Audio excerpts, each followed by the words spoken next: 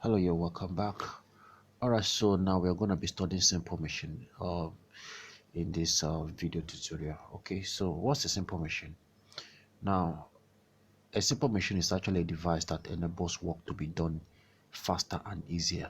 Okay, so instead of doing a work manually with your bare hand, okay, which is much difficult and you are going to waste time, then you have to apply simple machine.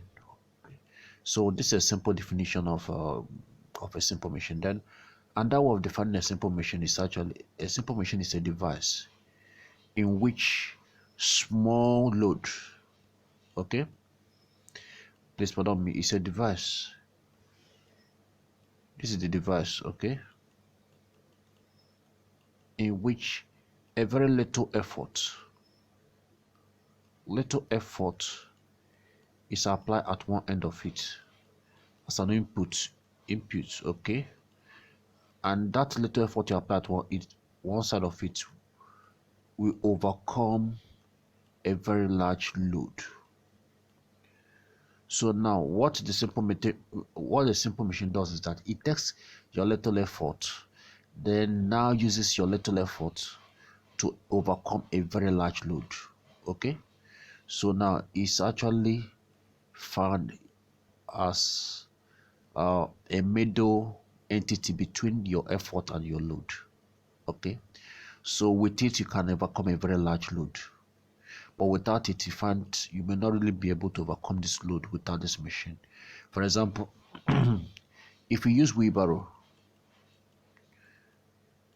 okay, if wheelbarrow is this simple machine that we are looking at, you discover that it's possible for it to carry a load of up to 20 kg, okay, by just applying little effort, because the wheelbarrow will help to provide a mechanical advantage for you, okay, to be able to lift that load. So that is what basically simple machine does.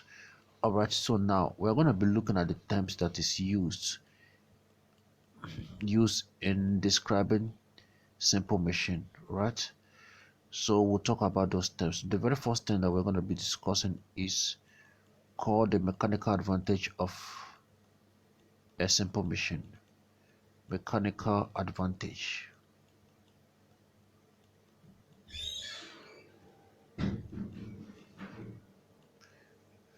Okay, and of course I'll be using capital letter M and capital letter N and MA to represent the mechanical advantage. What's the mechanical advantage of a simple machine?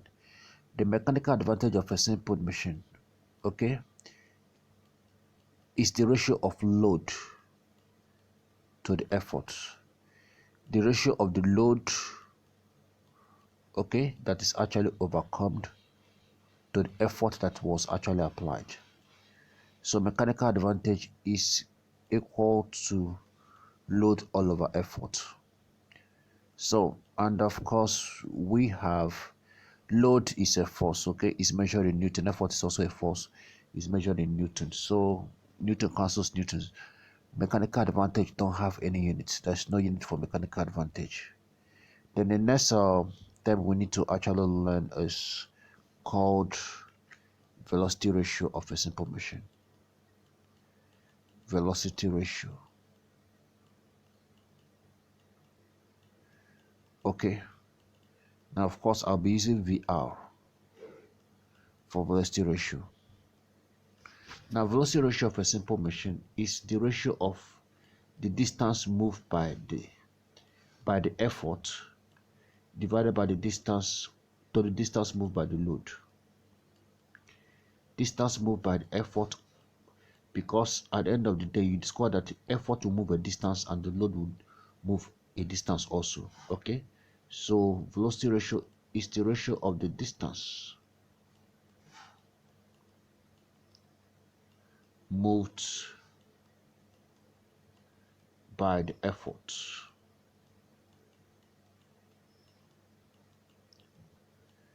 then to the distance, okay, please pardon me, to the distance moved by the load. So of course distance moved by the load. So let me use DE to represent the distance moved by the effort. Please pardon me, by the effort. Then I'll use the L to represent the distance moved by the load. Okay, so that's mechanical advantage. Of course, distance is measured in meters. Meters cancels meters. So mechanical advantage don't have please pardon me, velocity ratio don't have any units. Right? Okay, so as I was saying, now there's this tendency that effort and load will move a separate distance. Let's take for example, okay, if you are using wheelbarrow to carry a thing, this is where your effort is. Okay, this is where your effort is, and of course this is exactly where the load is. So there's always a distance, a difference in distance, okay, that the effort will move to the distance that the load will move. So, and that difference, that ratio of distance moved by the effort to the distance moved by the load is our velocity ratio. Okay, so then of course the last but not the least time we're going to be looking at is the efficiency of a machine. Efficiency of a machine. I'll use EFF. All right, since I've already I've used it for effort, so I'll use EFF for efficiency. Efficiency of a machine is actually defined as the ratio of the work output, the work that the machine outputs, to the work input. Ratio of work output to work input. Okay, then expressed in percentage. It's expressed in percentage by multiplying it by 100. All right, now there's another way of actually expressing the formula of efficiency of a machine. Okay, work output. Remember, work in physics is force times distance move, force times distance, right? So work output, okay, is gonna be the load, then times the distance moved by the load. That's the output, because load is my output, right? Then the work input will not be the effort times the distance moved by the effort. Then of course multiply by 100. Okay, so of course you know very well that L all over E, load all over efforts, okay? Then of course times the L all over the E will. All these things we've already studied these terms. So what is load all over effort in machine? Okay, load all over effort is mechanical advantage. But what of distance moved by load all over distance moved by effort? Remember, velocity ratio is distance moved by effort all over distance moved by load. But here I'm having the inverse of it, okay? So that means what I have here is not velocity ratio, but rather reciprocal 1 all over velocity ratio, the inverse of velocity ratio, then times 100. So that way now I can simply say that efficiency of a machine is also given as ma times 1, that's mechanical advantage, divided by the velocity ratio, then times 100. So it's either I use this work output all over work input times 100, or I use this. Now this one is commonly used, mechanical advantage all over velocity ratio times 100. So I hope that is well understood. Okay, so for example,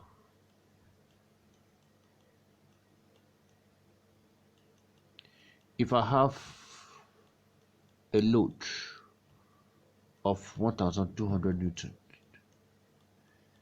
okay, and it was lifted by an effort of let's say 500, let's say 600 Newton, right? 600 Newton. Now in a machine that has a velocity ratio, that machine has a velocity ratio of 6. So the efficiency of such machine is going to be, in this case, that's the mechanical advantage of the machine divided by the velocity ratio of the machine. Okay, then times 100. Mechanical advantage is load all over effort. And of course, from what we have here, the load is 1200. The effort is 600. So that simply means that the mechanical advantage is 2. Alright. So if I should not put that here, mechanical advantage is 2 all over velocity ratio, which of course is 6, then times 100. So this is gonna be 2 cancel itself 1, 2 cancel 6, 3. So I have 100 divided by 3, which of course is 33.3%. So I hope that is well understood. Now let's talk about ideal machine. When is a machine said to be ideal? Okay, the opposite of an ideal machine is a real machine. An ideal machine is a machine that can deliver 100% efficiency. Okay, if a machine can give you 100% efficiency, that simply means that this machine is perfect. So when something is ideal, then in physics it's like saying it's perfect. That means you can deliver 100%. Just like someone, we are told that no one can actually score 100% in exams. Okay, so an ideal machine is 100%, delivers 100%. But in real life, there's no ideal machine. What we have is a real machine. Real machine. Okay, real machine whose efficiency is always less than 100%. So the question is, why is it that we don't have an ideal machine? What we have is real machine. Or why is it, or the question goes this way, why is it that the efficiency of a machine is always less than 100%? Okay, now if I've been asked that in exams, look at how you answer it. Okay, for efficiency to be, you know very well that for efficiency to be 100%, okay, going by the formula of efficiency, which we know that is mechanical advantage all over velocity ratio, okay, then times 100. You know very well that for this efficiency to be 100%, that means this ratio, mechanical advantage all over velocity ratio, must be equal to 1. That means they must be equal. Okay, so that simply means that you can only have 100% efficiency when mechanical advantage is equal to velocity ratio, but you discover that that is not always obtainable. Okay, mechanical advantage is always less than velocity ratio. So that is why we can't have 100% efficiency. So if you ask, why can't we have 100% efficiency? Because mechanical advantage is always less than velocity ratio. And what is the cause of this? What's the cause of this in a machine? The cause of having mechanical advantage less than velocity ratio is due to friction.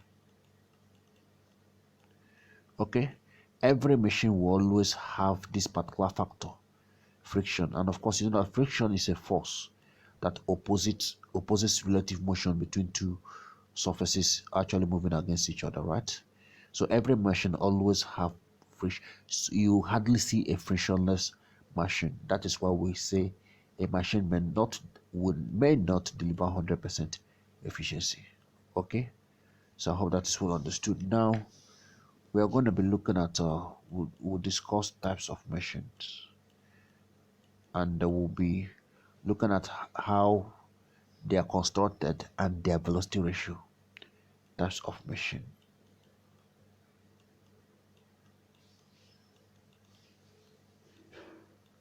Okay,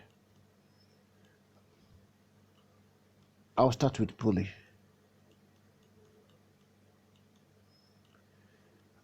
Then after pulley, I'll go to block and tackle pulley system.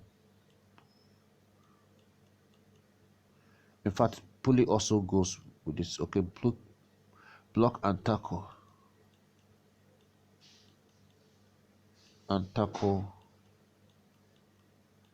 pulley system.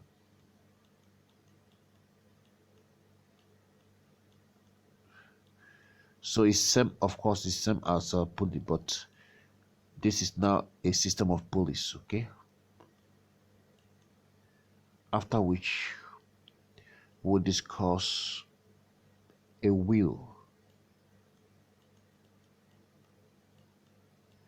and axle as a machine. A wheel and axle. After which we will discuss inclined plane.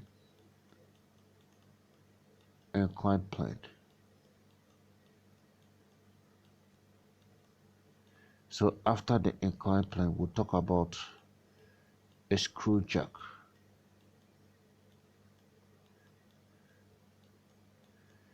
After screw jack, we'll talk about hydraulic press.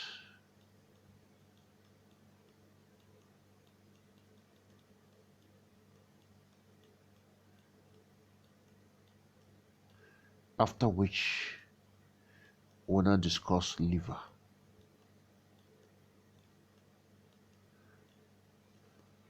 Okay, so of course this is what we'll be discussing in the next video. All right, see you in the next video. Thank you very much.